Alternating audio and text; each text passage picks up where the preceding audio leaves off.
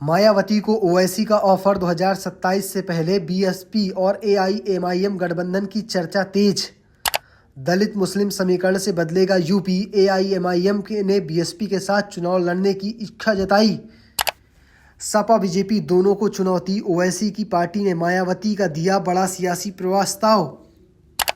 उत्तर प्रदेश में विधानसभा चुनाव 2027 से पहले गठबंधन की सियासत एक बार फिर से तेज होती दिख रही है। बहुजन समाज पार्टी की राष्ट्रीय अध्यक्ष मायावती पहले ही साफ कर चुकी हैं, बसपा आगामी चुनाव में किसी भी दल के साथ गठबंधन नहीं करेगी। लेकिन इसके के बावजूद बसपा को एक नया राजनीतिक ऑफर मिला है। ये ऑफर ना तो इंडिया गठबंधन की तरफ से आया है, ना ही एनडीए की तरफ से, बल्कि असदुद्दीन ओवैसी की पार्टी एआईएमआईएम की ओर से आया है। दरअसल एआईएमआईएम प्रमुख असदुद्दीन ओवैसी 14 जून को बहराइच में रैली करने वाले हैं। इस रैली से ठीक पहले बहराइच पहुंचे एआईएमआईएम के प्रदेश अध्यक्ष शौकत अली ने बड़ा बयान दिया। उन्होंने कहा कि एआईएमआईएम 2027 के उत्तर प्रदेश विधानसभा चुनाव में बहुजन समाजवादी पार्टी के साथ मिलकर लड़ना चाहती है। शौकत अली ने कहा कि अगर दलित और मुस्लिम वोटों को जोड़ दिया जाए तो ये उत्तर प्रदेश की राजनीति में मजबूत समीकरण साबित हो सकता है। उनके मुताबिक ये गठबंधन बीजेपी और समाजवादी पार्टी दोनों को चुनौती देने की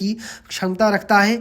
एआईएमआईएम प्रदेश अध्यक्ष ने यह भी दावा किया कि 2017 में कांग्रेस और समाजवादी पार्टी का गठबंधन हुआ था, लेकिन उस तरह के गठबंधन बीजेपी को रोकने में सफल नहीं हो पाए। उन्होंने कहा कि अगर बसपा और असदुद्दीन ओवैसी का साथ आते हैं तो प्रदेश की राजनीति में बड़ा राजनीतिक बदलाव देखने को मिल सकता है। ओवैसी की रैली से पहले एएमआईएम की तरफ से प्रस्ताव अहम माना जा रहा है, क्योंकि बसपा अभी तक गठबंधन से साफ इनकार करती रही है। मायावती लगातार ये कहती रही है कि बसपा अपने दम पर अकेले चुनाव लड़ेगी और किसी भी सियासी दल के साथ गठबंधन नहीं करेगी। इससे पहले कांग्रेस की ओर से भी सब बसपा के साथ संपर्क साधने की कोशिश की चर्चा हुई थी। बाराबंकी से सांसद तनुज पुनिया कुछ नेताओं के साथ मायावती के आवास तक पहुंचे थे, लेकिन उन्हें मुलाकात का समय नहीं मिला और वापस लौटना पड़ा।